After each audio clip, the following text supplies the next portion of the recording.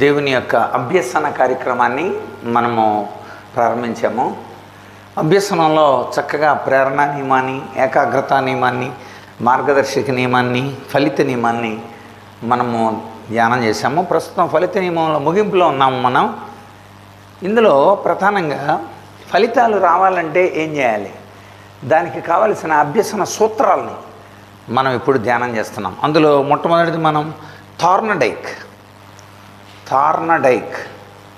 యొక్క యత్న దోష పద్ధతి, దాని గురించి ధ్యానం చేశాం. యత్న దోష పద్ధతి.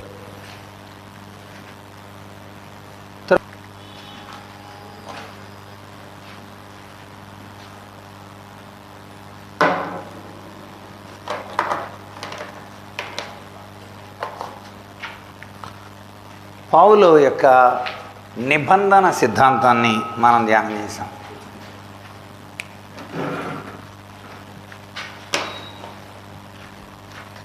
నిబంధన సిద్ధాంతాన్ని ధ్యానం చేశాం.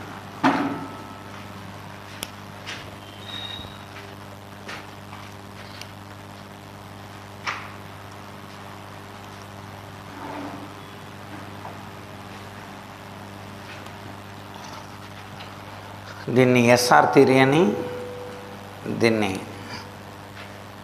ఎస్ థియరీ అని, మనం నిబంధన సిద్ధాంతాన్ని కూడా ధ్యానం చేశాం.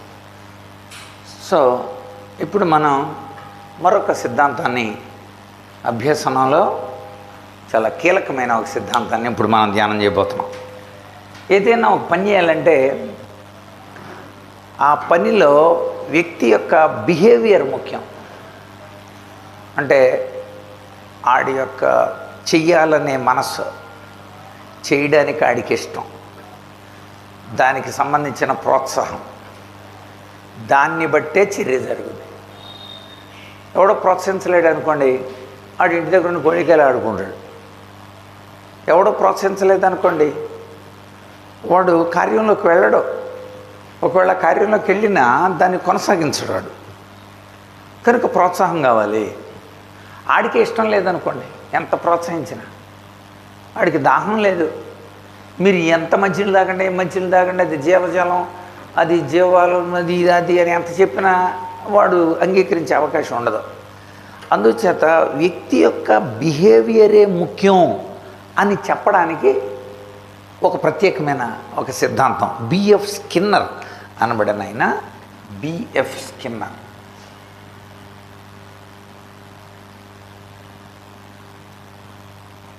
మనం పౌలు సిద్ధాంతాన్ని శాస్త్రీయ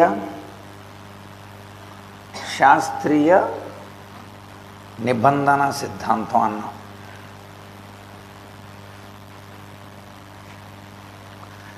బిఎఫ్ స్కిన్నర్ కార్యసాధక నిబంధన, కార్యం సాధించాలంటే, అంటే ఇది బిహేవియర్కి సంబంధించింది. స్కిన్నర్ చెప్పింది కార్య సాధక నిబంధన.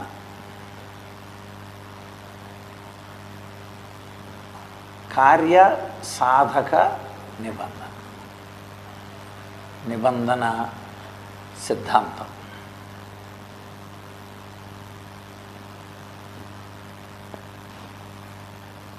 కనుక ఇది వ్యక్తి యొక్క అంతర్గత స్థితిగతుల మీద ఆధారపడి ఉంటుంది. ఏదైనా కార్యం సాధించాలంటే దీనికి కూడా మనడు ఒక చిన్న ప్రయోగం చేశాడు. పౌరాలతో ఒక మంచి ప్రయోగం చేశాడు, ఎలుకలతో ఒక ప్రయోగం చేశాడు. ఆ రెండింటిలో కూడా సక్సెస్ అయ్యి అప్పుడు ఈ నిబంధన ప్రవేశపెట్టాడు.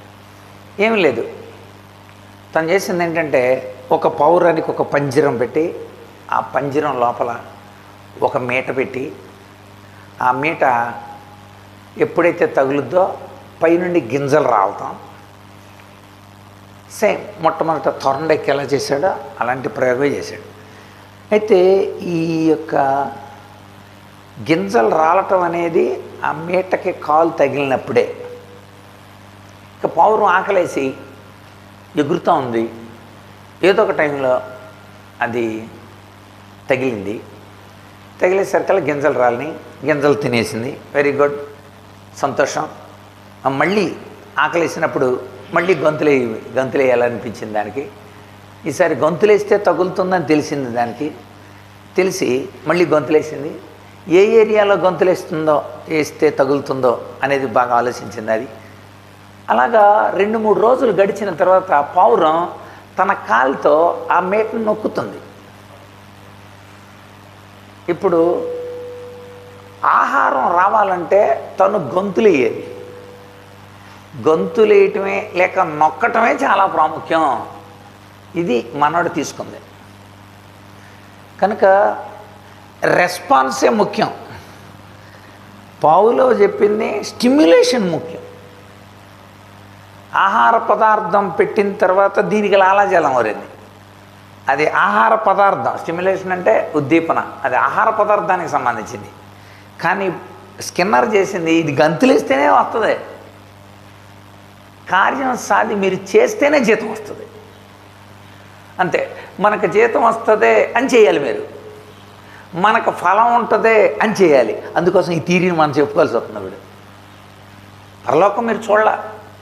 యేసుప్రభు చెప్పాడు, మీరు కనుక నన్ను నమ్మి ఈ కార్యాలు చేస్తే నేను ఉండే స్థలంలో మీరు కూడా ఉంటారన్నాడు. ఆయన ఉండే స్థలం మీరు చూడాల. అది చూడాలంటే ఇక్కడ చెయ్యాలి ఆ పని. కనుక ఈ థియరీ మనకు అవసరం. ఇప్పుడు మనం చెప్పుకునే థియరీలన్నీ కేవలం ఎడ్యుకేషనల్గా అభ్యసన సంబంధించిన మాత్రమే కాదు, ఆత్మ సంబంధమైన అభ్యసనానికి కూడా ఇవి కారణమైనవి. అందుకోసం ఈ థియరీలు చెప్పుకోండి. ఇది నిరూపించబడిన థియరీస్ కనుక మనం కూడా ఆధ్యాత్మిక స్థితిలో వీటిని మనం అవలంబిస్తే ఆయన చెప్పిన బిహేవియర్ లేకపోతే ప్రవర్తనకు సంబంధించిన దీన్ని షేపింగ్ థియరీ అని కూడా అంటారు. షేపింగ్ అంటే ఏంటి?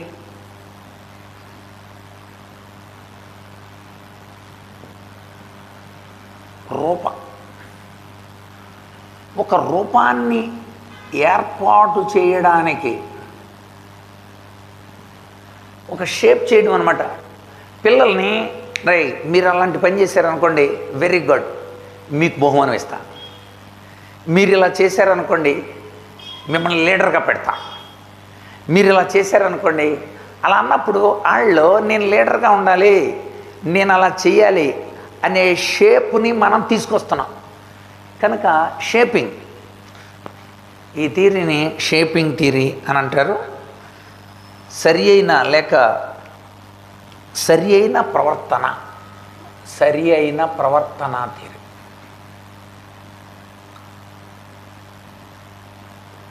షేపింగ్ అంటే సరైన షేప్ లేదండి. ఇది కొంచెం మనం కూడా ఏం చేస్తారు, గోడలు ఇవన్నీ కట్టేటప్పుడు ఏం చేస్తారంటే ఇలాగ మట్టం పెడతారు. ఇలా పెట్టి మూలలు సరిగ్గా లేవండి. ఇక్కడ నిలబడి చూసినప్పుడు ఇటు కొంచెం వాలు నట్టుకుందిగా, మనకి వాలు సరిగ్గా పెట్టలేదండి. అలా చెప్తుంటాం మనం.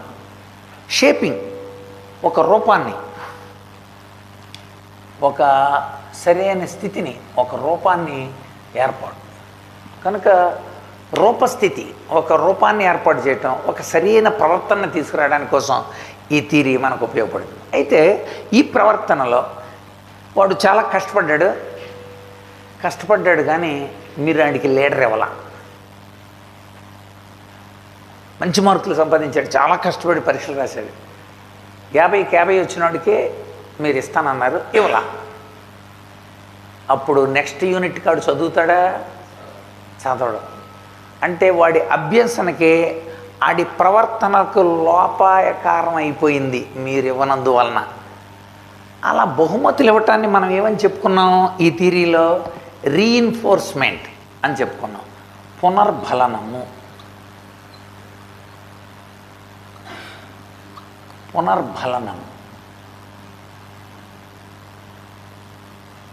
పునర్బలనం అంటే ఏంటి? ఒక చర్య వేగంగా జరగడానికి ప్రోత్సహించే విషయాలు.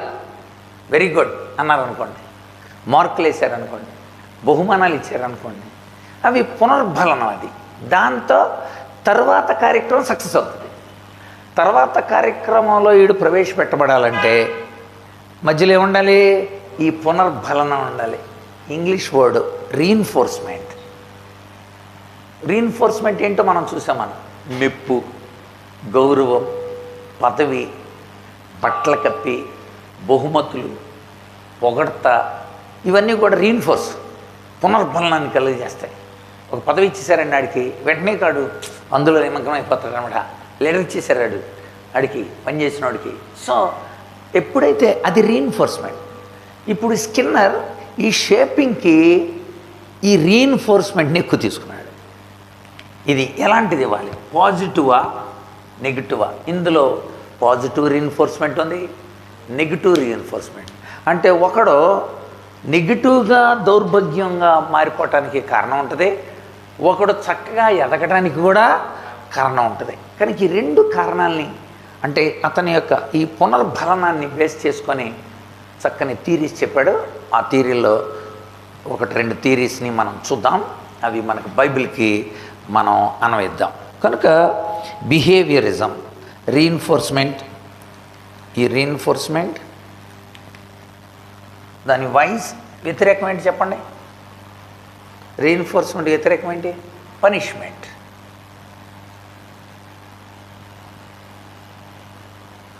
రీఇన్ఫోర్స్మెంట్ లేక పనిష్మెంట్, ఈ రెండింటి మీద మీరు పనిష్మెంట్లు ఇస్తున్నారు అనుకోండి, ఆడు భయపడటం నేర్చుకుంటాడు, తప్పించుకోవటానికి ట్రై చేస్తుంటాడు.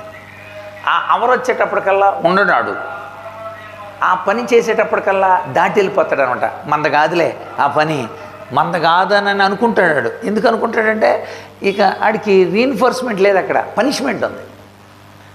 కనుక మనం రీఇన్ఫోర్స్మెంట్ ఇస్తున్నామా, పనిష్మెంట్ ఇస్తున్నామా, ప్రోత్సహిస్తున్నామా అంటే పొగడుతుందా లేకపోతే నిందుందా, లేకపోతే బహుమతులు ఉన్నాయా లేకపోతే చీదరింపు ఉందా, లేక గౌరవం ఉందా లేకపోతే చిత్కారం ఉందా?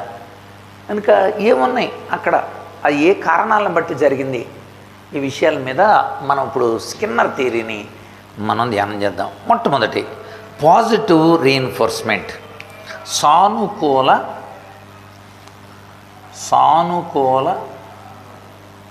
పునర్బలనము. పాజిటివ్ రీఇన్ఫోర్స్మెంట్ అంటే అర్థం ఏంటి? మంచి ప్రవర్తనకి పునర్బలనం ఇవ్వడం ద్వారా అభ్యసనం వేగం అవుతుంది. ఒక మంచి ప్రవర్తనకి లేకపోతే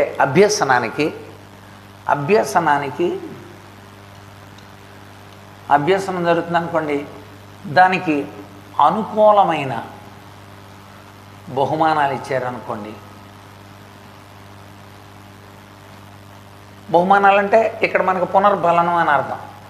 అది బహుమానాలు కావచ్చు, అనుకూలమైన పునర్బలనం మనం ఇస్తే అది వేగవంతం అవుతుంది, కార్యం అభ్యసనం వేగవంతం అవుతుంది, వేగవంతమైన అభ్యసనం అవుతుంది. వేగవంతమైన అభ్యసనం సఫలత కలుగుతుంటుంది. అనుకూలమైన పునర్బలనం ఫేవర్గా మనం చేస్తే, ఏ కార్యక్రమమైనా కావచ్చు కదా, అలా చేస్తే అది. అలాగే ప్రవర్తనలో కూడా ఒకని ప్రవర్తనకి అనుకూలమైన పునర్బలనం ఇచ్చామనుకోండి, ఆ ప్రవర్తనలో మార్పు వేగవంతం అవుతుంది. ప్రవర్తనకి ఇస్తే అక్కడ అది కూడా రాసుకోవచ్చు మనం. ప్రవర్తన బేస్ చేసుకోండి. ప్రవర్తన తీసుకుంటే దానికి అనుకూలమైన పునర్బలనాన్ని కనుక గమనిస్తే ఆ ప్రవర్తనలో మార్పు కలుగుతుంది, మార్పు వేగవంతం. వాడు చాలా వేగంగా ఆ మార్పుకు దోహదకరంగా మార్చబడతాడు. ఇప్పుడు బైబిల్లో నుండి మనం చూద్దాం. అంటే దేవుడు అందుకనే ఏం చేస్తుంటాడంటే నీ ప్రవర్తనకి తగిన పునర్బలనాన్ని ఇస్తుంటాడు, బహుమానాలు ఇస్తుంటాడు, ముందే చెప్తాడు. అందుకే మనం బైబిల్లో నుండి చూస్తే ద్వితీయోపదేశకాండం 28వ అధ్యాయం, ద్వితీయోపదేశకాండం 28వ అధ్యాయం మీరు చూస్తే 1 నుండి 14 వచనాలు. 1 నుండి, సో 3వది స్కిన్నర్.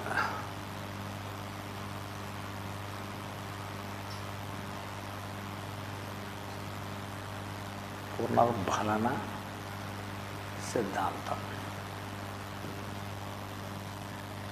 ఏ నిబంధన? కార్యసాధక నిబంధన.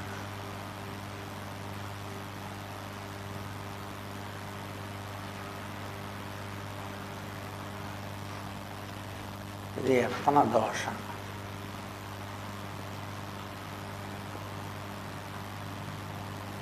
సిద్ధాంతం. ఇది స్ట్రక్చర్. అభ్యసన సూత్రాల్లో థార్నడైక్ యత్న దోష సిద్ధాంతం, పౌలో నిబంధన సిద్ధాంతం, స్కిన్నర్ పునర్ఫలన సిద్ధాంతం. పౌలో సిద్ధాంతం ఇది ఎస్ఆర్ థియరీ, ఇది ఎస్ థియరీ, ఇది ఆర్ థియరీ. గొంతులేస్తేనే ఫుడ్ వచ్చేది, పని చేస్తేనే జీతం వచ్చేది, మంచిగుంటేనే దేవుడు మెచ్చుకునేది. ఇదంతా దాని మీద. ఇది అలా కాదు. నువ్వు పెట్టేదాన్ని బట్టి నాలో రెస్పాన్స్. అన్నం పెట్టావు, కుక్కకి లాల జలం ఊరి. అది పౌలో సిద్ధాంతం. థార్నడైక్ 2 స్టిమ్యులేషన్ అండ్ రెస్పాన్స్తో. ఇప్పుడు అతని సిద్ధాంతంలోని మొట్టమొదటి కొన్ని విషయాలు చూద్దాం. ద్వితీయోపదేశకాండంలో 28వ అధ్యాయంలో 1 నుండి 14 వచనాలు అన్నీ దీవెనలేనండి. మొదటి వచనం అక్కడ రాయబడిన చూడండి. మాట విను హెచ్చిస్తా. నోట్ చేయాలి. మాట వింటే నేను హెచ్చిస్తా. 2వ వచనం, మాట వింటే పట్టణంలో పొలంలో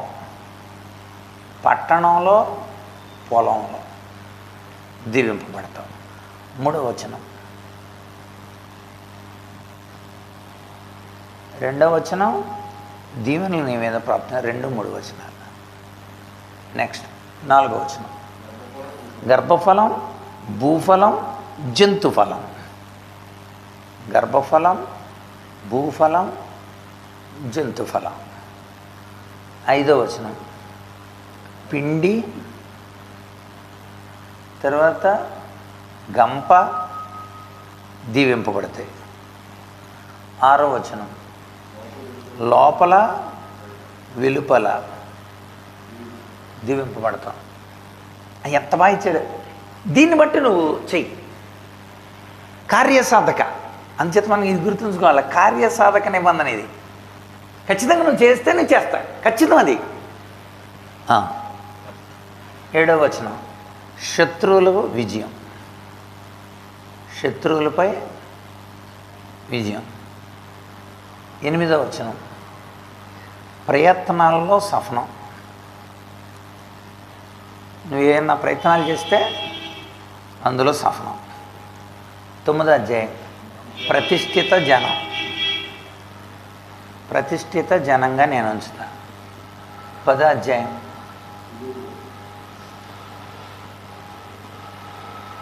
భయం. ప్రజలు నీకు లోబడతారు, ప్రజలు నిన్ను చూసి భయపడతారు.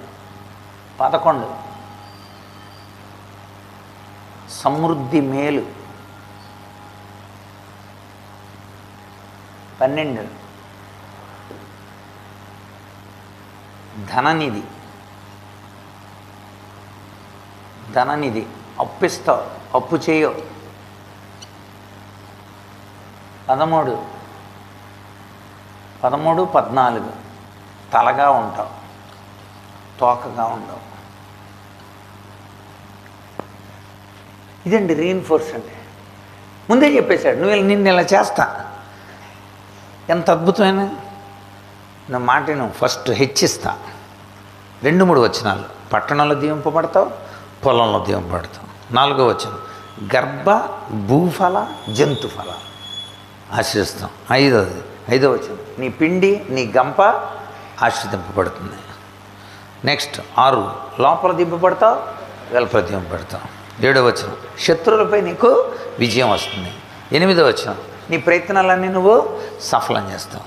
9వ వచనం, నువ్వు ప్రతిష్ఠిత జనంగా నువ్వు ఉంటావు. 10వ వచనం, ప్రజలు నీకు భయపడతారు, అందరూ నీకు లోబడతారు. నెక్స్ట్ 11వ వచనం, సమృద్ధి అయిన మేలు నీకు కలుగుతుంది. 12వ వచనం, ధననిధిని ఆశీర్వదిస్తా. నువ్వు అప్పిస్తావు కానీ అప్పు చెయ్యవు నువ్వు అసలు. 13-14 తలగా నేను ఉంచుతాను, నువ్వు తోకగా ఉండవు. ఎంత చూసారా? అంటే దేవుడు ముందు ఆశీర్వాదాలు పెట్టి మిమ్మల్ని కార్యం చేయమంటున్నాడు. కనుక ఆయన మాట ఇచ్చి నెరవేర్చే దేవుడు, నమ్మదగిన నమ్మదగిన దేవుడు కనుక మనం నమ్మాల్సిందే, కార్యాలు చేయాల్సిందే. రైట్, ఆయన ఇస్తాడండి ఖచ్చితంగా. కనుక మనం దేవుడు చేసే ఈ కార్యాలని కీర్తనల గ్రంథం మొట్టమొదటి అధ్యాయం 3వ వచనం, అతడు నీటి కాలవల వారను నాటబడినదై ఆకు వాడక ఫలమిచ్చే చెట్టు. అబ్బా, ఎప్పుడుంటాడు? అక్కడే నా మాట వినాలన్నాడు. ఎక్కడేం చేశాడు? 3 చెప్పాడు అక్కడ. దుష్టుల ఆలోచన చొప్పున నడవకూడని చోట నడవకో, పాపుల మార్గమున నిలవకూడని చోట నిలవకో, అపహాసకులు కూర్చుండు చోటున కూర్చుండక, అప్పుడు నేను ఆశీర్వదిస్తాను. అంటే నువ్వు ఇలా ఉంటే నువ్వు ఇలా ఉంటావు. ఇంకంటాడు అక్కడ అతడు చేయునదంతయు సఫలమగు, దుష్టులు అలాగునుండక గాలికి చెదరగొట్టు పుట్టువలే ఉందడు. న్యాయ విమర్శలో నీతిమంతులను, పాపుల మార్గం నిలువరు. తర్వాత దుష్టుల మార్గం దేవునికి తెలుస్తుంది, నీతిమంతుల మార్గం ఆయనకి తెలుస్తుంది. ఆకువాడక ఫలమించే చెట్లు ఉంటావు, నీ కార్యాలన్నీ సఫలమవుతాయి. ఎలాగంటే ఇలా ఉండాలి. ఈ 3 నువ్వు చేయాలి. నువ్వు చేస్తే అది జరుగుతుంది. నడువక, నిలువక, కూర్చుండక, ఈ 3 మనం చేసేది. నిలబడన్నా ఉంటాం, నడవనన్నా నడుస్తాం, కూర్చొని ఉంటాం. నేను నిద్రపోవటం అనేది రెస్ట్ లాంటి. సో ఈ 3 ఎక్కడొక్కడ కూర్చుంటూ ఉంటాడు, ఎక్కడొక్కడ నిలబడి సొల్లేస్తానే ఉంటాడు. వాళ్ళంతా కబుర్లు, రాజకీయాలన్నీ, అయితే నడుచుకుంటా జరుగుతుంటారా, ఏదో కబుర్లు చెప్పుకుంటూ వెళ్ళిపోదాం. అలాగా మీరు చేసే వాటిల్లో కనుక దేవుడు ఖచ్చితంగా కార్యసాధక చెప్తున్నాడు. కార్యసాధక అనే వందని నువ్వు చెయ్యి, నేను నీకు ఫలితం ఇస్తాను. నువ్వు ఏది చేస్తే ఆ ఫలితం. ఇదంతా పాజిటివ్. మనం ఇప్పుడు చెప్పేది ఏంటి? సానుకూల పునర్బలన. ఇంగ్లీష్లో ఏమన్నా దాన్ని పాజిటివ్ రీఎన్ఫోర్స్మెంట్.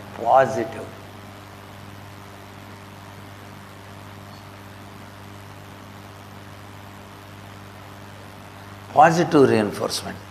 మత్తయి సువార్త 5వ అధ్యాయం 6వ వచనంలో మళ్ళీ దేవుడు చెప్పాడు ఇలాగా. మత్తయి సువార్త 5వ అధ్యాయం, నీతి నిమిత్తం, నీతి కొరకు ఆకలి దప్పులు గలవారు ధన్యులు. ఇదిగో మీకు ఇలాంటి వాటి మీద ఆసక్తి ఉందా? నీతి కోసం ఆకలి దప్పిక ఉందా? నిజంగా గనుక మీకుంటే వారు తృప్తిపరచబడుదురు. ఆహా, ఏమిస్తాడండి దేవుడు? తృప్తి. అమ్మాయ తృప్తిపరుస్తాడు ఆయన. దేనికి ఉండాలి మీకు? నీతి కోసం ఉండాలి. నీటి కోసం కాదు, నీతి కోసం ఆకలి దప్పిక ఉండాలి మీకు. అంటే డిజైర్, కోరిక ఉండాలి. నేర్చుకోవాలి మనం, బలపరచబడాలి మనం, ప్రభు సన్నిధానంలో ఎదగాలి మనం, ఆయన కోసం మనం బ్రతకాలి మనం. ఇలాంటి ఒక డ్రైవ్, ఒక తృష్ణ, ఒక కోరికే నీతి నిమిత్తమై ఉండాలి. చాలా విషయాల్లో ఉంటాయి మనకి కోరికలు. నీతి నిమిత్తం, ఒక మంచి కోసం. ఇప్పుడు మనకి ఇంత తాతలాడేది, ఇంత ఖర్చు పెట్టేది, లక్షలు ఖర్చు పెడతాం. లక్షలు కేవలం ఊరక ఇలా లోపల చేయడానికి 1,14,000, అది ఒప్పందం 15,000. సో ఎందుకు ఖర్చు పెడుతున్నాం? నీతి కోసం. ఒక మంచి కార్యాలు జరగాలి ఇక్కడ, ఒక మంచి విషయాలు జరగాలి ఇక్కడ. ఎందుకు ఇంత శ్రమ పడాలంటే ఒక మంచి దేవుడు ఆశీర్వదిస్తానన్నాడు, అలా చేస్తానన్నాడు, అలా చేస్తే అలా చేస్తానన్నాడు. అందుకే చేయాలి మనం. నువ్వు మేలు చేయుటయందు విసుకకు అన్నాడు. మేలు చేయుటయందు విసుకకూడదు అన్నాడు. అందుకని మంచి సమరయుడి స్టోరీ చెప్పి యేసుప్రభు ఒక మంచి మాట చెప్తాడు అక్కడ. చూడండి ఒకసారి లూకాసు వార్త 10వ అధ్యాయంలో, లూకాసు వార్త 10వ అధ్యాయం యేసుప్రభు ఆ ఉదాహరణ చెప్పిన తర్వాత 37వ వచనంలో, నీవును వెళ్ళి అలాగు చేయుము అన్నాడు. నువ్వు వెళ్ళి అలా చెయ్యి. ఎందుకు చేయమన్నాడు? ఫలితం నేను ఇస్తా. ఆయన ఫలితం ఇస్తాడు. చెప్పాడు కదా ఆయన. ఏమని చెప్పాడు? ప్రకటన గ్రంథం 22:12, ఇదిగో నేను త్వరగా వచ్చుచున్నాను. ఏమని చెప్పాడు? ప్రకటన 22:12, వస్తున్నాను, వాని వాని క్రియ చొప్పున జీతం అన్నాడు అక్కడ. వాని వాని క్రియ చొప్పున నేను జీతం ఇస్తా. నువ్వు మంచి పనులు చేసావు అనుకో, మంచి జీతం ఇస్తా. బళా నమ్మకమైన మంచి దాసుడా, ఈ కొంచెం విషయంలో నువ్వు నమ్మకంగా ఉన్నావు, 5 10 చేసావు, బళా, వెరీ గుడ్. క్రియ ఇక్కడ ముఖ్యం. ఇక్కడ వాని వాని క్రియ. ఇక్కడ మీరు బాగా గుర్తుంచుకోవాల్సిన ఒకటి ఏంటంటే, కొరింథీ మొదటి పత్రిక 3వ అధ్యాయం 11 నుండి 18 వచనాలు. ఏమని రాఉంది అక్కడ? ఎవడైనా ఏదైనా పని చేస్తే ఆ పనిని గురించి జాగ్రత్త కలిగి ఉండాలి. వాడు కట్టేటప్పుడు అది బంగారమా, వెండ, వెలగల రళ్ళ, కర్ర, గడ్డ, కొయ్యికాల, వాని వాని పని ఆ దినము తేటపరచబడను, అది అగ్ని చేత పరీక్షించం. ఎవడైనా ఈ పునాది మీద ఒకళ్ళు మంచిగా కట్టాడనుకోండి, వీటితో కట్టాడనుకోండి, అక్కడ రాయబడింది వాడికి జీతము కలుగు, జీతము దొరుకును. చూడండి అక్కడ రాయబడి. లేదనుకోండి, అగ్ని చేత కాల్చబడి వానికి నష్టమే కలుగును. అందుకే నష్టం కలుగుద్దా లేకపోతే జీతం పుచ్చుకుంటారా అనేది ఆధారపడి ఉంటుంది. చూడండి అక్కడ మనకి 12:13, ఎవడైనా ఈ పునాది మీద బంగారము, వెండి, వెలగల రాళ్ళు, కర్ర, గడ్డి, కొయ్యకాలు మొదలైన వాటితో కట్టినేళ్ళ వాని వాని పని కనబడను, ఆ దినము దాన్ని తేటపరచును, అది అగ్ని చేత బయలుపరచబడను, మరియు వాని వాని పని ఎట్టుది అది అగ్ని పరీక్షించును. 14, పునాది మీద ఒకడు కట్టిన పని నిలిచినడలా వాడు జీతము పుచ్చుకొనును. ఏం పుచ్చుకుంటాడు? జీతం వచ్చిందనుకోండి, వెరీ గుడ్, మనం పనిచేసాం, దానికి తగిన జీతాన్ని పొందాం, రీఇన్ఫోర్స్, మళ్ళీ పనిచేయడానికి. కనుక దేవుడు చక్కగా బైబిల్ గ్రంథం చాలా స్పష్టంగా చెప్పింది. దేవుడు తనను వెతికే వారికి ఫలం ఇస్తాడు. హెబ్రీ పత్రిక 11వ అధ్యాయం 6వ వచనం. హెబ్రీ పత్రిక 11:6, విశ్వాసం లేకుండా దేవునికి ఇష్టడు అంటే అసాధ్యము, దేవుని యొద్దకు వచ్చేవాడు ఆయన ఉన్నాడనియు, తన్ను వెదకువారికి ఫలము దయచేస్తాడని. ఫలము అది రీఇన్ఫోర్స్మెంట్, పునరుద్ధరణం, ఫలము, జీతం, తృప్తి, సఫలత. చూసారు, ఇవన్నీ మనం నోట్ చేసుకోవాల్సినవి. ఫలం, జీతం, కార్యసాధకమైన. ఇంకా గుర్తుపెట్టుకోండి, అందుకోసం సానుకూల పునర్ఫలనం కావాలి. నువ్వు మంచి చేసావు, దేవుడు మిమ్మల్ని మంచి మెప్పించాడు, మరణము వరకు నమ్మకంగా ఉండము, నేను నీకు జీవ కిరీటం ఇచ్చేదను అన్నాడా? 2:10 చదవండి ఒకసారి. ప్రకటన గ్రంథం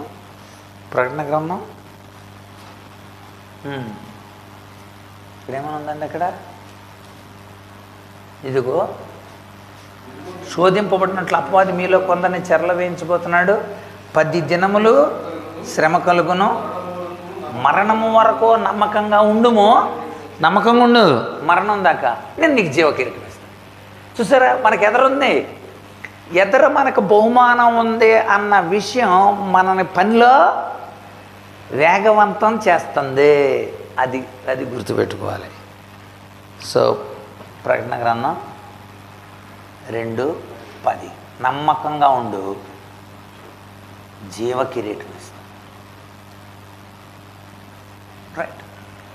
సో అక్కడ జీవ కిరీటం మన కళ్ళ ముందు జీవ కిరీటం కనపడుతుండాలా? ఎస్, మనం నమ్మకంగా ఉండాలరా. నమ్మకంగా ఉంటే మరి క్రికెట్ కిరీటాలు పెడతారు, కప్పు ఎదర పెడతారనమాట. ఆడు కప్పుని చూసుకుంటా, రే మనదేరా, అది మన కప్పే, అది కాదు అనని, కప్పు మందే అన్న స్ఫూర్తితో, ఆ డ్రైవ్తో ఆడు క్రికెట్, దట్ ఈజ్ రీఇన్ఫోర్స్మెంట్. మనకు బహుమానం ఉంది అన్న భావన మనం దేవుడు మెచ్చుకుంటాడు. చాలామంది అన్నారు ఏమన్నా 6 గదులు వేసి ఒక్కొక్కటి 3,500 చొప్పున రెంట్ ఇచ్చేస్తే 6 ముళ్ళు 18, 6 అర్ధలో 3, 21,000 నెలకొస్తాయి. 21,000 చక్కగా దేవుని సేవలో వాడుకోవచ్చు కదండి అన్నారు. ఎంత ఐడియా చూసారా? ఇస్కరేతు యోధాలు చాలా బాగా ఉంటారు. వాడు డబ్బు సంచి వాడి దగ్గర ఉండేను కనుక వాడు ఆ మాటలు పలికాను.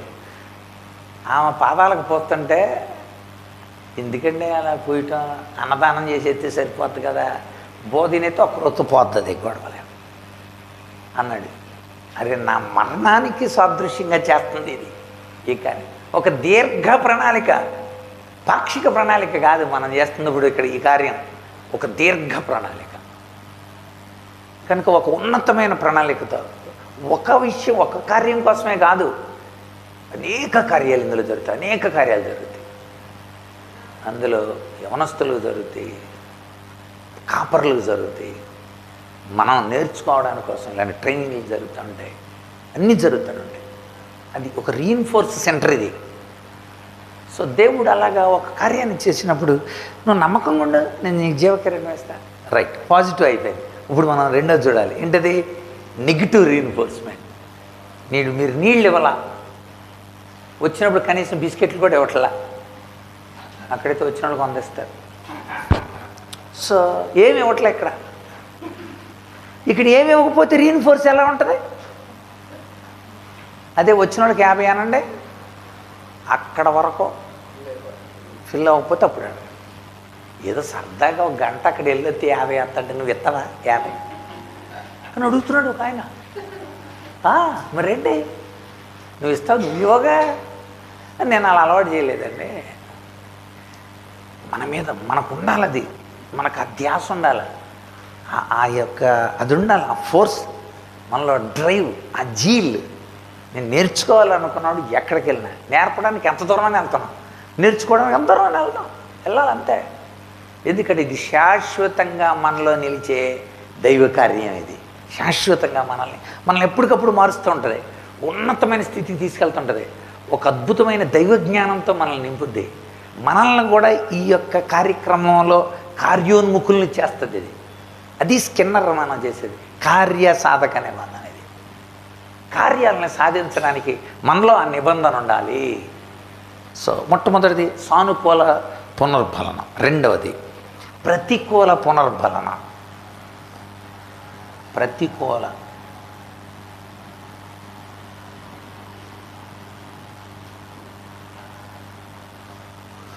ఇంగ్లీష్లో ఏమనాలి మనం? అది పాజిటివ్ అంటే ఏమనాలి మనం? నెగిటివ్. Okay, negative reinforcement.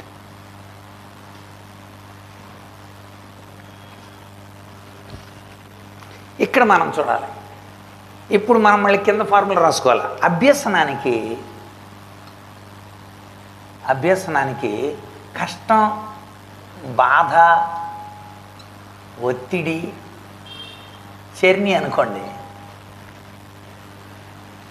ఇందాకే మనకి అనుకూలమైన పునర్బలం లభించింది, బహుమానాలు ఉంటాయి, ఇది ఉంటాయి, వెరీ గుడ్, ఇది ఉంటుందని పాజిటివ్ ప్రోత్సాహం లభించింది. ఇప్పుడు మన అభ్యసనానికి ఏం చేరినాయి? కష్టం, బాధ, ఇంకా ఒత్తిడి, ఇంకా చాలా ఉన్నాయి. ఇవన్నీ చేరినాయి అనుకోండి. ఏమవుతుంది?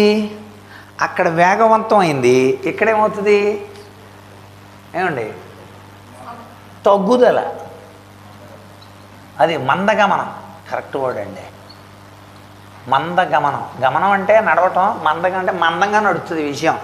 ఇక్కడ సఫలత, ఇక్కడేమవుతుంది? విఫలత. అర్థమైందండి? మందగమనం ఏర్పడింది. ఎందుకని? ఏదో ఏర్పడింది మనకి ఇక్కడ. కష్టం, బాధ, ఒత్తిడి, భయం, అవి ఏంటో మనం చూద్దాం. ఏది మనల్ని అభ్యసనానికి ఆటంకపరుస్తుంది? ఏది నెగిటివ్ అవుతుంది మనకి? ఆ నెగిటివ్ రీఇన్ఫోర్స్మెంట్లు ఏంటి? అది రీఇన్ఫోర్సే, అది దిగజార్చే రీఇన్ఫోర్స్. అర్థమవుతుందా? అది రీఇన్ఫోర్స్. ఎందులో? నెగిటివ్లో నీ రీఇన్ఫోర్స్. అది అంటే పాడవటంలో ఆడు వేగవంతం అయ్యాడు అనమాట, ప్రోత్సహింపబడ్డాడు అని అర్థం. ప్రోత్సాహక ప్రతిఫల క్రియా సాధకాలు అంటారు అట్లా తెలుగులో. రీఇన్ఫోర్స్ అంటే ప్రోత్సాహక క్రియా సాధనాలు, ప్రతికూల ప్రోత్సాహక క్రియా సాధనాలు అన్నమాట. అంటే మీకు అర్థమైంది ఆ పదం?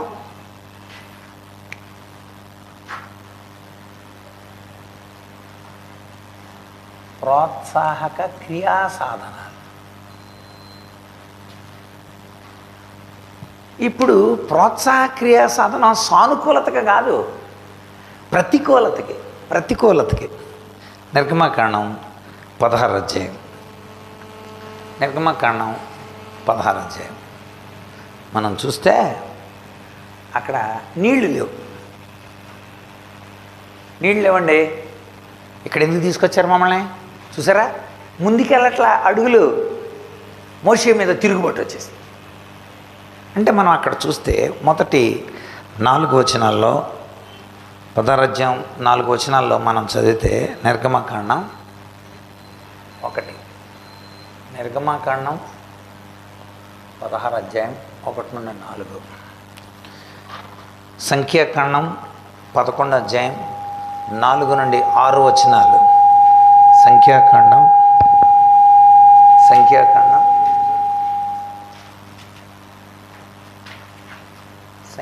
11 అధ్యాయం 4 నుండి చూడండి. అక్కడ 11 మాకు మాంసం పెడతారండి.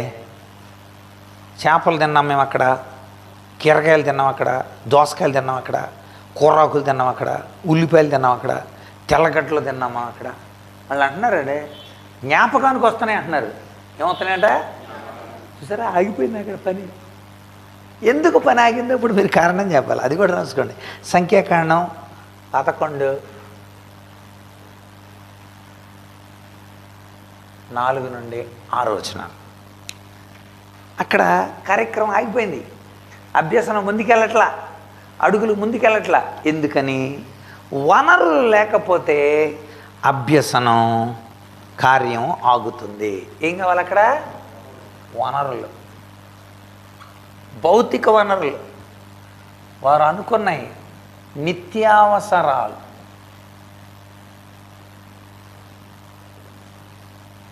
నిత్యావసరాలు వాళ్ళకి లేవనుకోండి. క్యాంప్కి వచ్చారు, ఫుడ్ సరిగ్గా పెట్టలే, మీరు ఎంత అన్నమే పెట్టారు. క్యాంపులో కోడిగుడ్లు ఎత్తున్నారంట అన్నారు, కోడిగుడ్లు వేయలేదు. నెక్స్ట్ 2వ రోజు ఎలా ఉంటుంది పిల్లల? వద్దులే.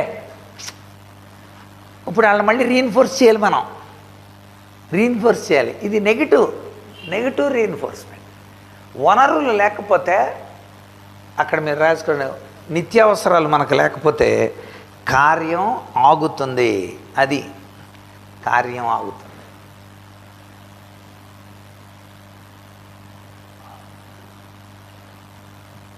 అక్కడ ముందుకెళ్ళట్ల ప్రజలు, నెగిటివ్ ఫోర్స్ ఉంది కనుక. నెక్స్ట్ మరొక కారణాన్ని చూద్దాం. రాజుల మొదటి గ్రంథం 19వ అధ్యాయం. రాజుల మొదటి గ్రంథం 19వ అధ్యాయం మొదటి 4 వచనాలు మనం చదివితే, లేక 4వ వచనం చదివితే, ఏలియా భయపడిపోయాడు, పారిపోతున్నాడు. ఏలియా పారిపోవటం ఏంటండి? అప్పటికి రాజుగారిని దుమ్ము రేపేశాడు. అసలు ఆ రాణి ఎజ్జిపోలేదు. అయ్యి బాబు ఏంటి, ఆయన ప్రాధాన్యత ఆకాశం ముయ్యబడిపోయింది, వర్షం లేదు, కిటకలు ఆడించాడు. అసలు అది అయిపోయింది. అక్కడ నుండి సారెపత్ తర్వాత కర్మెలు పర్వతం మీద దమ్మన్న వాళ్ళు 2 ఉన్నాడు. అటేపున అషేరా దేవత వాళ్ళును బయలు దేవత వాళ్ళు అందరూ ఉన్నారు. ఇటేపున ఒక్కడే నిలబడ్డాడు. ఆకాశం నుండి అగ్ని కిందకు దించాడు. అలాంటోడు భయపడి వెళ్ళిపోయి, ఇక నేను ఇక్కడ చచ్చిపోతే మంచిది అన్నాడు. అంటే కార్యం ఆగిపోతుంది. దేంతో? భయంతో. వెరీ గుడ్, భయంతో. అది నోట్ చేయండి. భయం కలిగితే కార్యం ఆగుతుంది.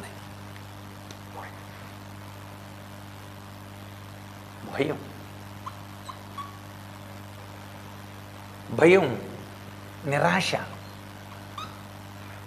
మరణాపేక్ష కలిగిందంట. మరణాపేక్ష, భయం, చచ్చే వేస్ట్గా. అందుకని అతను 3 మాటలు పలికాడు అక్కడ. 3 మాటలు ఏంటి చూడండి ఒకసారి. రాజుల మొదటి గ్రంథం చూడండి ఒకసారి. ఆ 3 మాటలు నోట్ చేయాలి.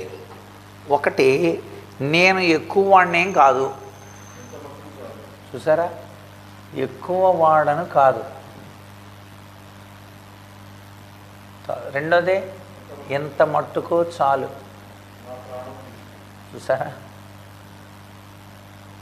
నా ప్రాణం తీసుకో.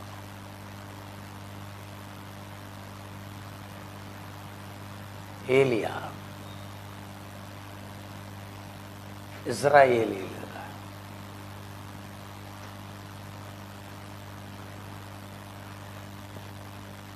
నేను ఎక్కువ కాదు, నువ్వు పెద్ద ఎక్కువడవో తక్కువడో అని అంచనాలు వేసి దేవుడు నేను ఎన్నుకున్నాడండి. నువ్వు ఎక్కువడో తక్కువ, నువ్వెవడో అంచనాలు వేయటానికి? ఇంత మట్టుకు చాలు అంటామేంటి అసలు? దేవుడు ఇంకా చాలా వర్క్ ఉంది నెక్స్ట్ జనరేషన్కి. తర్వాత ఎలీషాని నువ్వు తయారు చేయాలి. అంతేకాదు, సిరియాకి అక్కడ హజాయేల్ని పెట్టాలి, ఇజ్రాయేల్కి యెహూని పెట్టాలి. ఈ 3 పనులు నువ్వు చేయాలి. చచ్చిపోతానంటే ఎలాగా? పైగా నా ప్రాణం తీసేసుకో అన్నాడు.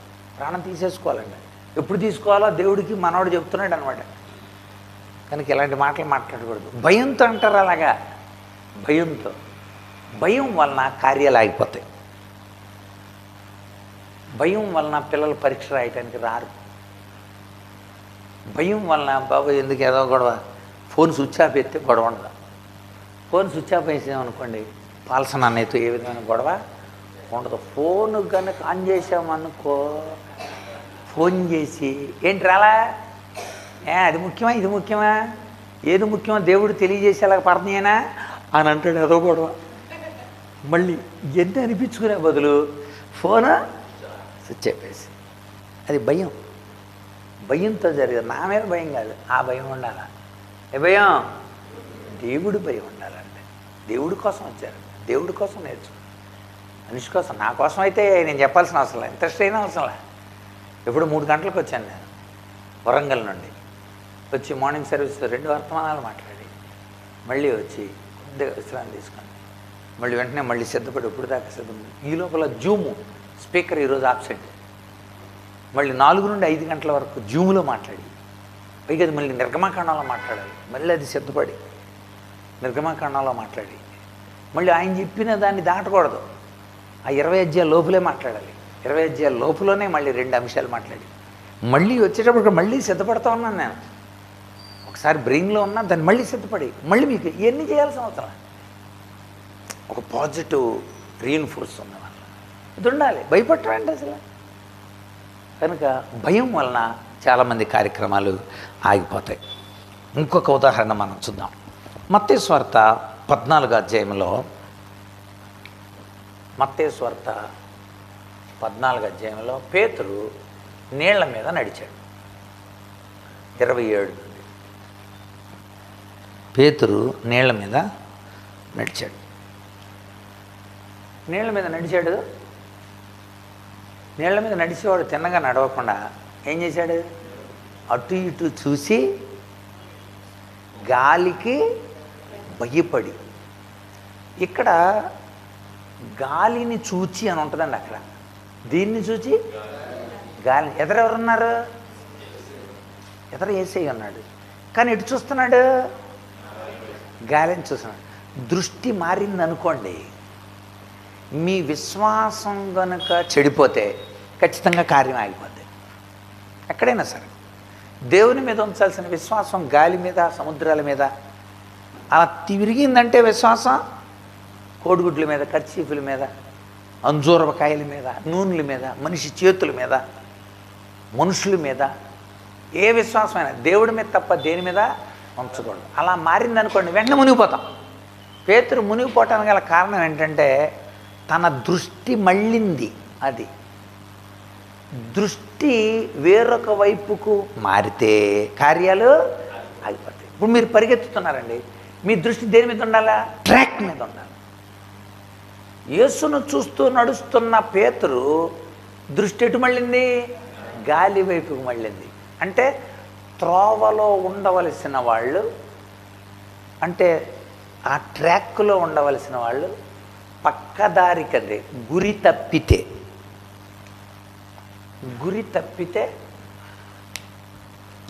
మీ గురి తప్పిందనుకోండి, గురి తప్పితే దాన్నే పాపం అన్నాడు. గురి తప్పితే కార్యం ఆగుతుంది. యేసుప్రభు నీ గురువు అన్నప్పుడు అదే టార్గెట్ పెట్టుకోవాలి అంతే. వెంటనే యేసుప్రభు ప్రోత్సహించాడు, రీఇన్ఫోర్స్ ఇచ్చాడు అన్నాడు. నెగిటివ్ జరుగుతున్న వెంటనే వచ్చేయండి అల్ప విశ్వాసం. విశ్వాసం అల్పమైపోయిందా కనుక లే అని చేపట్టుకుని లేపాడు. అది మన తర్వాత చూద్దాం. కనుక ఎందుకు మన కార్యాలు ఆగిపోతాయి? నడవలసినోడు ఏమయ్యాడు? మునిగాడు. ఇప్పుడు అర్థమైందండి?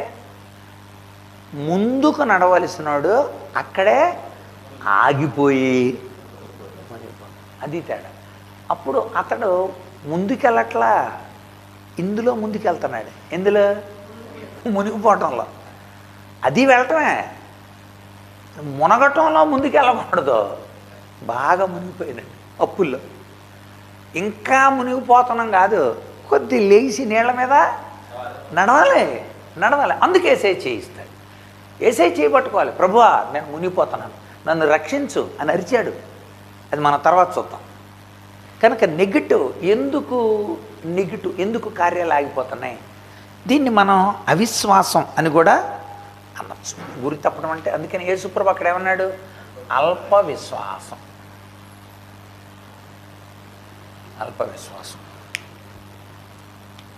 ఇశ్రాయేలీలు, ఏలియా, ఇక్కడ పేతురు.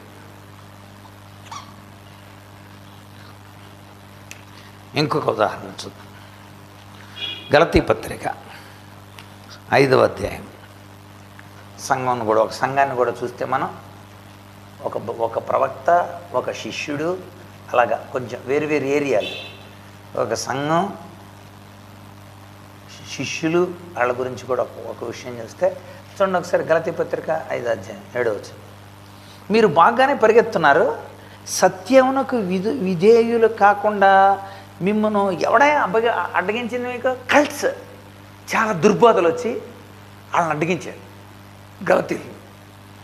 వెంటనే వాటికి వాళ్ళు లోబడిపోయి వెంటనే వాళ్ళ పొరుగు ఏమైందనమాట? స్పీడ్ తగ్గిపోయింది. అందుకని అన్నాడు ఇక్కడ 5:7, గలతీ 5:7 సంఘానికి. గలతీ 5:7 ఏమన్నాడు చూడండి ఇక్కడ. మీరు బాగుగా పరిగెత్తుచుంటిరి, సత్యమునికి విధేయులు కాకుండా ఎవడు మిమ్మను అడ్డగించిన. పరుగు ఆగింది. కారణం ఏంటి? అక్కడ అడ్డాలు వచ్చినాయి, ఆటంకాలు.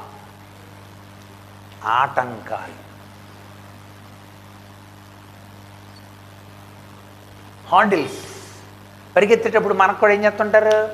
హార్డిల్స్ పెడుతుంటారు, ఇలా పెడుతుంటారు పరిగెత్తేవాళ్ళు. దాన్ని దూకెళ్ళటానికి ఏముండాలి? వాళ్ళకే శక్తి ఉండాలి. రెండవది డిస్టెన్స్ తెలియాలి వాళ్ళకి, ఎంత డిస్టెన్స్లో ఎగరాలనేది కదా. డిస్టెన్స్, బలం ఉండాలి, డిస్టెన్స్ తెలియాలి. అక్కడికి వచ్చి వాళ్ళు ఎగరాలి, వాళ్ళ కాళ్ళకి అది తగలకూడదు కదా. ఇవన్నీ అలాగే నువ్వు కూడా పరిగెత్తేటప్పుడు ఆటంకాలు వచ్చినప్పుడు అయిపోయింది. ఆటంకాలు ఎన్నైనా కలుగుతాయి. దీనికి కూడా చాలా ఆటంకాలు వచ్చాయి, ఎన్నో ఆటంకాలు వచ్చాయి. ఆటంకాలు వచ్చినా అలా కంటిన్యూ చేస్తున్నా, పరిగెత్తుతూనే ఉన్నా, అలా చెప్పగలగాలి. మీ అభ్యసనానికి చాలా ఆటంకాలు వస్తాయి. కొన్నిసార్లు శారీరకమైన, కొన్నిసార్లు మానసికమైన, కొన్నిసార్లు కుటుంబపరమైన, అన్నింటినీ బ్రేక్ చేసుకుంటారు రావాలి. గలతీలారే అప్పుడు మిమ్మల్ని అడ్డగించాడు. కల్ట్స్, తప్పు బోధలు. అది కూడా నోట్ చేసుకోండి అక్కడ. కల్ట్స్, తప్పుడు బోధలు.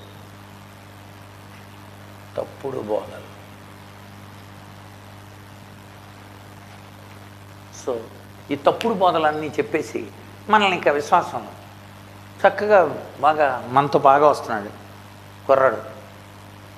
అలాంటప్పుడు నేను టైం టేబుల్ వేసేద్దాం అన్న. వచ్చే వారం నుండి మనకు టైం టేబుల్, ఈ టైం టేబుల్ ప్రకారం మన సంఘాల్లో అందరూ కూడా మీరు వెళ్ళి ముందు సాక్ష్యాలు చెప్పండి అని టైం టేబుల్ వేద్దాం అన్న. ఆ రోజు సాయంత్రం ఒక సంఘటన జరిగింది. ఏంటి పాల్సన్ గారు టైం టేబుల్ వేస్తున్నారంటే అసలు పాల్సన్ గారి చర్చిలో ఉద్యోగం ఎక్కడ ఉంటుందిరా? ఉద్యోగం ఎక్కడుంది అసలు? అసలు కనీసం నిలబెడతాడు ఆయన? పాటలు పాడేటప్పుడు ఊపిస్తాడు ఆయన? అసలు ఏమి ఉద్యోగం అది? చక్క పాటలు పడుతుంటే గొంతులు వేయాలి, స్టెప్పులు వేయాలా,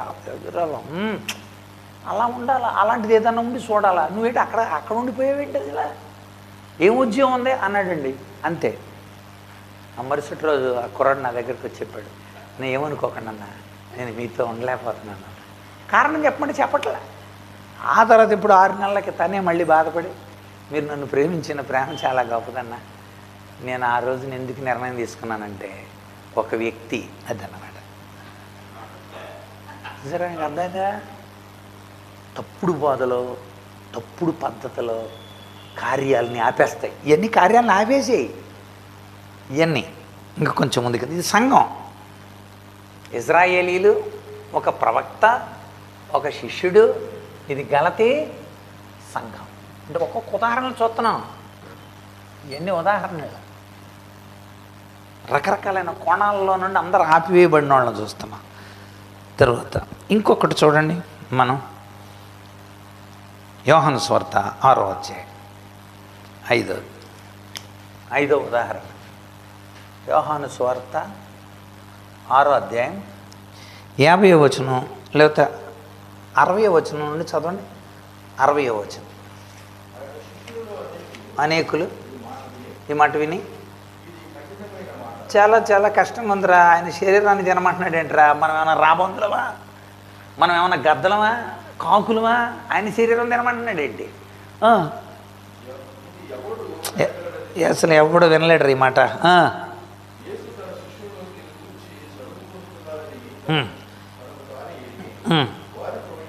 అన్ని వివరాలు ఆయన చెప్తూ ఉన్నాడు. 66. ఇప్పుడు 60 చూడండి. 66 చదవండి. ఇప్పుడు అప్పటి నుండి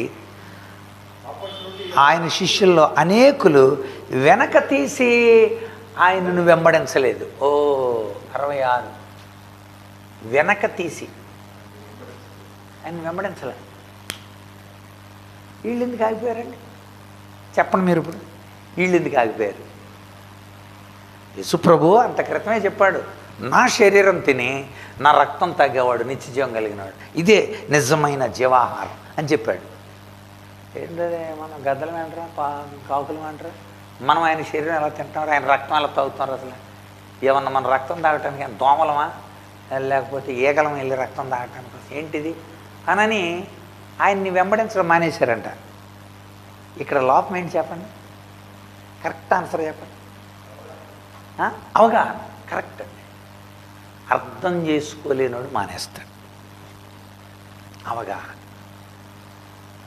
అవగాహన లోపం. పర్ఫెక్ట్. ఎవరండి? శిష్యుడు. 12 మంది శిష్యులే కాదు, అక్కడ చాలామంది శిష్యులు ఉన్నారు. ఆయన వెంబడిస్తున్న శిష్యుల్లో చాలామంది ఉన్నారు. వాళ్ళ సంగతి అన్నమాట ఇక్కడ చెప్పేది. వాళ్ళ సంగతి. శిష్యులు. ఫస్ట్ నుండి ఈ ప్రాబ్లం ఉందండి. ఫస్ట్ నుండి ఈ ప్రాబ్లం ఉంది. మీకు ఫస్ట్ నుండి ఆ ప్రాబ్లం ఉందని ఒక సంగతి చెప్పేసి నేను ఈరోజు క్లాస్ ముగిస్తాను. ఫస్ట్ నుండి ఆ సంఘటన ఎలా ఉందో చెప్తాను చూడండి. యేసు ప్రభు అన్నిటికీ చక్కగా చెప్పుకుంటూ వెళ్తున్నాడు. సరిగ్గా వినరు కదా మనళ్ళు. 2వ అధ్యాయం యోహాను సువార్త 2వ అధ్యాయం ఏమన్నాడు తెలుసా? ఈ మందిరాన్ని పడగొట్టండి, 3 దినాల్లో లేపుతాను అన్నాడు. వాళ్ళకి కానీ ఏంటి ఈ మందిరం అంటే తెలుసా? ఈ మందిరం 46 సంవత్సరాలు కట్టారు. ఏ మందిరం? ఆ మందిరాన్ని గురించి మాట్లాడుతున్నారు. వాళ్ళకి అది అర్థం కాల. మందిరాన్ని పడగొట్టండి, అది అక్కడ అర్థం కాల. 3వ అధ్యాయం నికోదేము దగ్గర మళ్ళీ పుట్టాలి రాబాయ్, మళ్ళీ పుట్టితేనే కానీ పరలోక రాజ్యానికి చేరండి. ఆయనకి అర్థం కాక తల్లి కడుపులో నుండి మళ్ళీ ఎలా పుడతాం అన్నాడు. అక్కడ అర్థం కాదు. 4వ అధ్యాయం సమరయ స్త్రీ దగ్గర ఈ నీళ్లు తాగేవాడు ఎప్పటికీ దప్పికొన్నాడు. అన్నమాట ఆమెమందే, నీకు చేత లేదు, తాడు లేదు, నువ్వెలా ఎత్తావు ఆ నీళ్ళు, నేను ఇచ్చే నీళ్లు తాగేవాడు. ఎప్పటికీ తప్పికొన్నాడు. పోనీ ఆ నీళ్ళు నేను తాగి వెళ్ళిపోతానేక. ఏ నీళ్ళు అనుకుంటుంది? మామూలు నీళ్ళు అనుకుంటుంది. ఈ నీరు తాగేవాడు దాహంగా ఉంటాడు, కానీ నేనిచ్చే నీళ్లు తాగేవాడు. నేనిచ్చే నీళ్ళు, అది ఆమెకు అర్థం కాలేదు. నేనిచ్చే నీళ్లు త్రాగేవాడు. 5వ అధ్యాయం. యేసుప్రభు బెతస్దా కోనేటి దగ్గరికి వచ్చాడు. స్వస్థపడగోరుతున్నావా అని అడిగాడు. ఆడన్నాడు, అదేంటో కానీ తర్వాత విషయం, ముందు నన్ను కోనేటిలోకి దించండి అంటున్నాడు. ఆవిడ ఏసయ్యా బాగు చేయడానికి వచ్చాడు. రా బాగుపడతావా? బాగుపడతానయ్యా అన్న దెబ్బ బాగుపడేవాడు. నన్ను కొంచెం కోనేటిలో దించండి. ఎప్పుడు? దేవదూత వచ్చినప్పుడు. దేవదూత ఇప్పుడు కూడా కాదు, దేవదూత వచ్చినప్పుడు కోనేళ్ళలో నీళ్లు కదిలించినప్పుడు ఫస్ట్ దించాలి. మళ్ళీ పైగా ఎవడు ముందుగా వెళ్ళి దిగుతాడో ఆడికి అర్థం కాల. స్వస్థపడగోరుచున్నా. 6వ అధ్యాయం. నా శరీరం తిని నా రక్తం తాగన్న. ఇది అర్థం కాలే, అందుకే వెళ్ళిపోయాడు. బైబిల్ అర్థం కాకపోతే దొరంగపోతారు. అర్థం చేసుకోవటానికి ప్రయత్నం చేయాలి, మనం అర్థం చేసుకోవటానికి ప్రయత్నం చేయాలి. అందుకే ఈ క్లాసు. ఓకే, 2 ప్రధానమైన విషయాలు మనం తెలుసుకున్నాం. ఇందులో మళ్ళీ ఎలాగ వాళ్ళని అర్థం చేసుకునేలా చేయాలి అది కూడా తెలుసుకోవాలి. అది వచ్చే వారం మనం తెలుసుకుందాం. ఇప్పుడు వాళ్ళు అర్థం కాల. యేసుప్రభు మునిగిపోతుంటే ఏం చేశాడు? పైకి లేపాడు. అంటే మనం వాళ్ళకి పాజిటివ్ రీఎన్ఫోర్స్మెంట్ని ఇవ్వాలి. మళ్ళీ అది ఉదాహరణకి వనరులు లేవు, వెంటనే దేవుడు ఏం చేశాడు? వనరులు ఇచ్చాడా లేదా? నీళ్ళు తెచ్చాడు, బండలో నీళ్ళు ఇచ్చాడు, పైన ఆహారం పంపాడు. రెండోది, భయపడుతున్న ఏలియాకి ధైర్యం చెప్పలేదా? ఎలాగా? బోధిన ముందు బోధన, నువ్వు రొట్టె తిను, ఇదిగో మంచినీళ్ళు దాకా అక్కడ, మీ ఎదుట పనులు చాలా, భోజనం పెట్టి బలం ఉండేలాగా చేశాడు. నెక్స్ట్ 3వది, పేతురు మునిగిపోతున్నాడు. అక్కడ పేతురు మునిగిపోతాను ఏం చేశాడు? రీఎన్ఫోర్స్మెంట్. అది పాజిటివ్. నెగిటివ్ రీఎన్ఫోర్స్మెంట్ ఉన్న చోట మనం ఏం చేయాలి? పాజిటివ్. ప్రతిదానికి పాజిటివ్లు పక్కన రాయండి ఇంటి దగ్గర. ఇవి కాక నేను కొన్ని ఉదాహరణలు వచ్చేవారం ఇస్తాను. నెక్స్ట్ పరుగు, తప్పుడు బోధలు. అందుకనే పౌలు గలతీలకు లేఖ రాశాడు. ఎవడో మిమ్మల్ని అడ్డగించింది, వాళ్ళ సంగతి నేను చెప్తున్నాను వినండి. తప్పది, ఆత్మానుసారంగా నడుచుకోండి. అప్పుడు శరీర క్రియలను మీరు వాటి గురించి బాధపడుతున్నారండి. ఆత్మానుసారంగా నడుచు. మనం స్వతంత్రం, యేసు ప్రభు ద్వారా స్వతంత్రమైన ఆత్మ ద్వారా నడిపింపబడితే ఏది మిమ్మల్ని ప్రలోభానికి గురి చేయదు. ఎంత అద్భుతమైన జవాబు అనమాట. నెక్స్ట్ ఆటంకాలు అయిపోయినాయి. 6వ అధ్యాయం. యేసుప్రభు ఖచ్చితమైన అవగాహన ఇచ్చాడు లేదా? 6వ అధ్యాయంలో చక్కని అవగాహన ఇచ్చాడు. 6వ అధ్యాయం ఎంత బాగా అవగాహన ఇస్తాడంటే, ఆయన శరీరం తాగినాడు జీవం కలిగినాడు, ఆయన శరీరం రక్తాల్లో పాలు పొందినవాడు నిత్య జీవం కలిగినవాడు, ఆయన శరీర రక్తాల్లో పాలు పొందినవాడు అంత్యదినాన నేను లేపుతా, ఆయన శరీర రక్తాల్లో తాగినవాడు అతనిలో నేను, నాలో అతడు ఉంటాడు. నా శరీరం నిజమైన ఆహారం, నా రక్తం నిజమైన పని. బా ఎంత క్లారిటీ అంటే, ఒక నమ్మి బాప్తిసం పొంది ప్రభురాత్రి భోజనంలో పాల్పొందితే ఎంత భాగ్యం పొందుతాడో వేసే చెప్పాడు. అవగాహన అయినా లేదనుకోండి పోయారండి. గుర్తుపెట్టుకోండి చక్కగా. 2 విషయాలు స్కిన్నర్ ప్రధానంగా షేపింగ్, సరైన ప్రవర్తన గురించి చెప్పాడు. చాలా ప్రాముఖ్యమైనది ఇది. మనిషిలో అలాంటి ఆధ్యాత్మిక రూపాన్ని ఏర్పాటు చేయడానికి ప్రిన్సిపల్స్ తీసుకున్నాం. అతడు తీసుకుంది పునర్బలనము, అంటే ప్రోత్సాహక క్రియా సాధనం. అది పాజిటివ్గా. కొంతమంది ఎలాగైనా ఇరగబాదేయాలరా, ప్రోత్సాహం అనమాట. 1000 రూపాయలు ఇస్తారు, నీకు 1000 రూపాయలు ఇస్తాను ఆయన బాధ్యతే. ఇప్పుడు సార్ అది నెగిటివ్ ప్రోత్సాహం. అది అందుకనే పాజిటివ్ ఉంటుంది, నెగిటివ్ ఉంటుంది. కనుక పాజిటివ్ నెగిటివ్. కనుక ఈరోజు మనం సానుకూల పునర్బలనం చూసాం, నెగిటివ్ పునర్బలనం కూడా చూసాం. ఈ 2 మాత్రమే కాకుండా పనిష్మెంట్ ఇచ్చాడు. పనిష్మెంట్స్ కూడా ఏ రీతిగా కార్యాన్ని ప్రోత్సహిస్తాయి, మరియు పనిష్మెంట్ అధికమైతే కార్యాన్ని ఆపేస్తాయి. ఆ విషయాలు కూడా చెప్పాడు. అందుచేత స్కూల్లోకి తీసుకున్నారనమాట దీన్ని. ఈ సిద్ధాంతాన్ని స్కూల్లో బాగా వాడతారు. ఇది మొట్టమొదటి సిద్ధాంతం. ఈ సిద్ధాంతాలన్నీ కూడా అలాగే పౌలు సిద్ధాంతాన్ని నిబంధనలు చేయదు. ఇవన్నీ ఎందుకు తీసుకున్నారంటే ఎడ్యుకేషనల్కి నిత్య జీవితంలో అన్వయించుకోవటానికి వీలుగా. కనుక మనం కూడా ఇప్పుడు నేర్చుకున్న మనం పాజిటివ్గా ఎంకరేజ్ చేస్తున్నామా, నెగిటివ్గా ఎంకరేజ్ చేస్తాం. ఒకళ్ళు నెగిటివ్గా ఎంకరేజ్ చేస్తే ఏ ఏ విషయాలు ఆగిపోవటానికి కారణాలైనవి వాటిని చూసి అందులో నుండి మన సంఘబిడ్డల్ని మన తోటోళ్ళని వెలికి తీసి బలపరచడానికి పరిశుద్ధాత్మను మనల్ని బలపరిచి ముందుకు నడిపించునుగాక. ఆమేన్. రైట్ అన్న, ప్రేర్ చేయండి అన్న. రాజు అన్న ప్రేర్ చేస్తాడు. మనం